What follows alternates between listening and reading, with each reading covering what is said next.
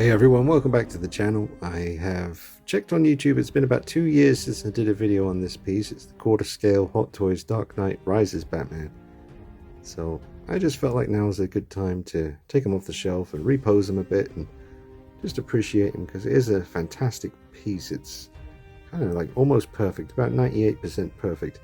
Now Hot Toys are bringing this guy out again, and he comes with all the stuff that this one came with. I believe pretty much everything this one came with. A different base, a better base than this one. This base was always quite frustrating to me, but the actual figure itself is absolutely incredible. He does have a custom cape by Jackson, which is a beautiful velvet cape that was originally a wired cape with about 6 thick wires running through it. I just removed the wires and made it into a drape flow cape. It just hangs nice and naturally. Beautiful flush connection to the shoulders there. It's certainly not my favorite Batsuit of all time, but I do like it. And I'm glad to have this pretty much almost perfect representation of it in the collection. They also have the Armory version in 1/6 scale by Hot Toys, but this is the best Dark Knight suit figure that I have in the collection. Now, I won't be getting the new one. I just, I don't need it. I've got this one. I know the new one comes with a much nicer base, and I'm sure the paint apps will be better on the mouth plates, and I think it's got better articulation as well. Not that there's anything wrong with the articulation on this one. We'll put that to the test in a minute. But yeah, drop a like on this video, subscribe to the channel, follow me on Instagram at DeanKnight333, and I hope you enjoy the video. It's just a little look back on a classic piece from the company, which I've already reviewed. So this is not the review, that's already been done on the channel. You can find that. This is just taking them off the shelf and appreciating a classic piece. Alright, now I've just switched out to the head sculpt with the light up eyes, which are still as bright as ever. They're brighter than any of the Iron Man Hot Toys eyes that I ever had. They always dimmed really quickly, but this one stays bright for ages. I had to put the batteries back in because I always take them out when I'm not using them. But it's a very cool look. I turn off the lights here and turn off that one. It's a really, really cool effect.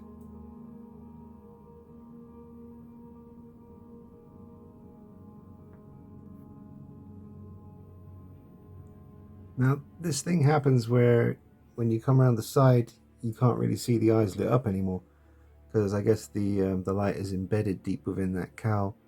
You can see it great from the front. You can see it really great from looking up at it from below. Kind of disappears as you raise up, but as you come around the sides, it really kind of vanishes, which is something I wonder if they'll address that on the new one, or will it be the same?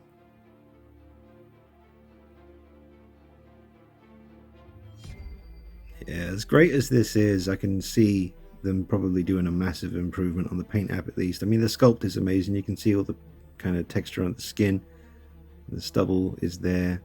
I mean, he didn't have too much stubble. Bale was always pretty clean shaven. He wasn't like Ben Affleck Batman or anything like that, or even Robert Pattinson. I saw that film twice and I can't remember if he had stubble. I think he did have stubble. I think, yeah, Christian Bale, Michael Keaton, Adam West, Val Kilmer, Clooney, all very clean shaven Batmen.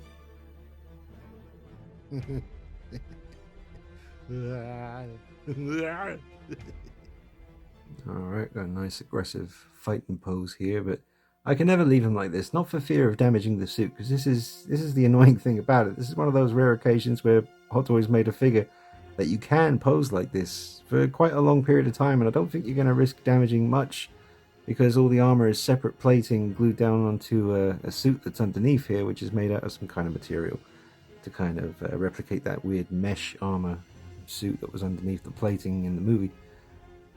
But the elbow pads, they always stick out. You see them there. I still hear people saying they're not sure if it's accurate for those to be stuck down to the suit underneath, but it is. It's on the internet. All you have to do is Google it, and you can see with your own 2 eyes.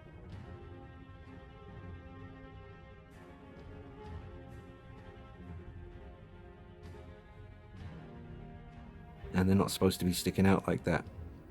So it's annoying, because even though you can do that with this figure without fear of damage, in theory, you can't. Well, you can, but I wouldn't, because I think that looks stupid. And my eye keeps going to it, thinking, damn it, that's a dead giveaway. This isn't a real person I'm photographing, it's a damn toy. But But yeah, just a little something there. Still looks great though, as an intense kind of action pose. He's got great posability, even in his legs. I wonder how much better the posability will be on the new one. Again, comparison would be very interesting to do. Just lowered his arms down a bit. It's a bit less of a fighting pose, but still very aggressive looking. And that velvet cape, you can see it coming out of the shoulders there. Contrasts beautifully against the armor, as it should do. You know, you'd think with this latest version that they're bringing out from Hot Toys, they would have just gone the extra mile, just friggin' give you the velvet cape. You know, why not? I don't get it. I mean, Hot Toys are doing all right. I'm sure they've got some money in the bank. You know, fork out for a little bit of velvet and make all your Batman collectors 100% happy and satisfied. People buy these things and then you got to go off and spend about another £100 on a big custom cape. And I'm glad that people at Unreal Customs, or Unreal Toys as they're known on other social media and stuff, and Jackson obviously, doing amazing work with the capes. I used to make these capes back in the day myself, back before anyone was doing them. I used to use other capes as stencils and just buy a big piece of velvet and cut around it. And then it really took off, but you do need a velvet cape on a quarter scale Nolan trilogy Batman. Velvet's a bit thick for the 1/6 scale figures, but for quarter scale it's perfect. It's what you should be using. Well, I did say we'll put them to the test, and I was just trying to get into quite a wide stance, which you can do. Great bend in the knees, really good articulation in the kind of ankles. You've got the pivot forward and backwards, all that stuff. Hot Toys seem to be remaking a lot of the 1/6 scale Nolanverse stuff now with bigger bodies. In Justin's review, you could see that the DX19 Batman was a lot taller than Heath Ledger, the DX11, so that's inevitable. They are going to end up doing another Heath. And will it compete with the competition? That's the thing. It's going to be interesting.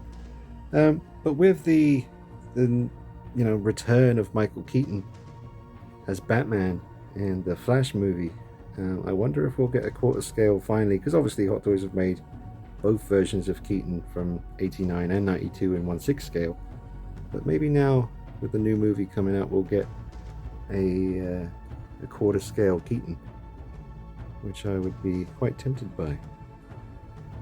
It's a big part of my youth. But there's your extreme pose, and he does it really well. So I don't see any problem with the articulation on this older one. He still holds it all really well. It's all ratchet joints. They click as you're moving the elbows and lifting the arms up and all that stuff, the knees. And yeah, it's really sturdy.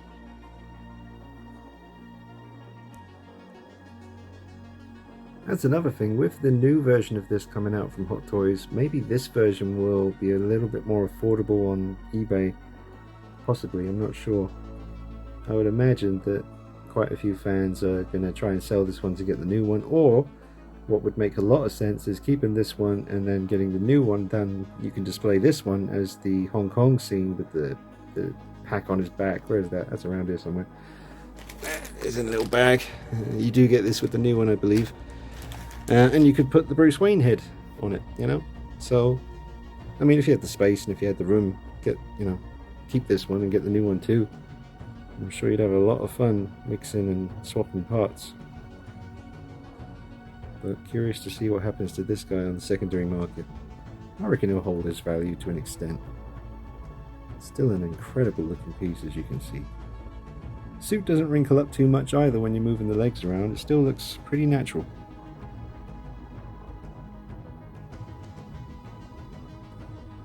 You get quite an extreme bend in that elbow, and you can lift this arm up quite high as well. The armor plating here is two separate layers. You can see the other one here, but on the smaller figures it's usually just one sculpted piece, but on the bigger ones they actually do the movie accurate thing of making these two shoulder plates separate, which does allow for better articulation on the big guys. But that's some pretty extreme lift and bend action. I mean, that's really back there. Installation of this custom cape is super easy. and obviously you got these holes there, and you want to get this to go in there, jam it on down there. There's a fair bit of room in there. You just stuff it in. Now it's nice and flush. Damn, that looks real. I did. Alright folks, so I want to wrap it up. Don't want to keep you too long, but I'll put them in a pretty simple pose to finish up with. I like the kind of simple statuesque nature of this one. Looks like it could be one of those Prime 1 statues or something. It's just beautiful. I brought around the cape to his right side a little bit. He's just holding on to the cape at the edge there, just to really highlight the beautiful jet black look of the velvet cape against the armor. But if you have this figure, I'm happy for you. It's a beautiful piece, and the new one is coming out, so be curious to see how that compares to this. And if you already have this one, maybe you're going to sell it and get the new one, or maybe you're going to keep this one and display two in two completely different looks, which is very possible. But I just wanted to bring you a video just to keep the channel ticking over while I'm waiting for some new stuff to come in. I'm still waiting for that First Blood John Rambo, and that's going to be an exclusive review on the channel. That's coming real soon. But if you're familiar with the channel, you know I just got that classic suit Spider-Man, and I've done the review and the True Light showcase for him in the natural light. The suit looked amazingly vibrant with the sun shining on it. Check that out, and check out the review for Spidey that just went up. But I didn't want Spidey to be lonely, so I went ahead and I bought him an enemy, a classic Spider-Man enemy in 1/6 scale for him to go up against, and that should be here on Wednesday. That was another eBay purchase. Having great fun on eBay lately. It's the way to do it for me. But yes, I will be bringing you a new review on a Spidey villain and a big fight pose session, which I'm really looking forward to with Spidey and one of his main nemesis. But until then, I hope you've enjoyed this one. Don't forget to drop a like on the video, subscribe to the channel, hit the bell icon next to the subscription button, that way you'll get emails every time I upload a new video. Follow me on Instagram at Dean9333. And if you want to support the channel, help me keep up to date with all the reviews you want to see, you can do so on Patreon for as little as $1 a month, and I'll stick your name at very That's a big mouthful. I thought I'd get it. I'm not starting again.